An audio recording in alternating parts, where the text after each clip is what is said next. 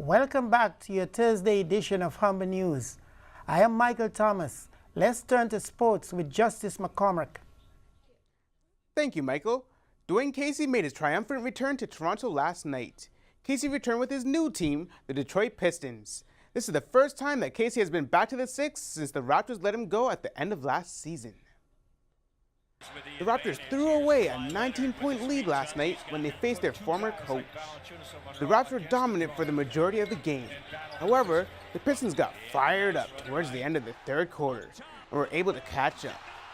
Both teams were neck and neck in the final stretch, but the Pistons ended up scoring the final basket at the buzzer.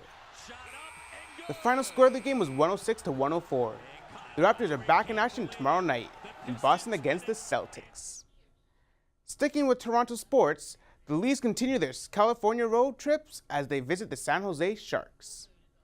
The Buds are coming off of a 5-1 win over the LA Kings on Tuesday night. The Leafs are looking to improve on their 12-6 record as the Sharks are hoping for their 11th win of the season. Freddie Anderson is expected to start between the pipes for the blue and white. Puck drop is at 10:30 Eastern Time tonight. Moving to baseball, the MLB announced the winners of the Cy Young Award last night, which goes out to the top pitcher of the American and National Leagues. In the American League, Tampa Rays starter Blake Snell took home the award. He won 21 games last season while posting a 1.89 ERA. In the National League, Jacob deGrom won after a historic season. He posted an ERA of 1.7 and 269 punch-outs. Tonight, the MLB will be announcing its MVP winners. History was made yesterday in the snowboarding world.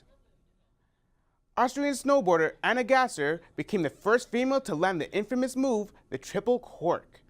For those who are unfamiliar with the terminology, that is a triple underflip with 3.5 full rotations. It did not take much effort as the 27-year-old landed the trick on her very first attempt. If her name rings a bell, it's because Gasser previously won a gold medal for the big air competition at the Winter Olympics earlier this year in South Korea. With an Olympic medal and historic feats like this already under her belt, her growing fan base is eagerly awaiting her next soaring move. That's all for sports today. Now here's Paul Schubert with your 3-day forecast.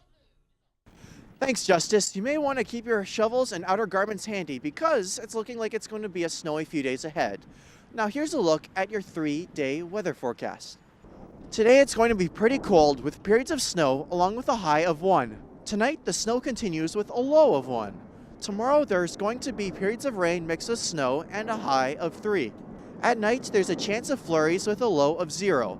Saturday, the flurries continue with a high of 3, but be sure to keep extra warm because the flurries won't stop.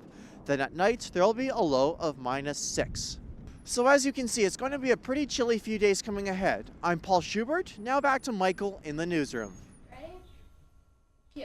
Thanks, Paul. We leave you today with this. Jewels belonging to French Queen Marie Antoinette have been sold for a record-breaking $70 million Canadian. It was an 18th century natural pearl and an oval diamond pendant with a bow motif. This was 1 in 10 jewels up for auction in Geneva, Switzerland. The winner of the jewels set a new world record as the highest bid of all time for a royal jewel collection. That's all for today. Remember, you can head to humbernews.ca. Time for all today's news and much more. Humber News is written and produced by the students in the journalism program. I am Michael Thomas. Thanks for watching. We'll see you again next time.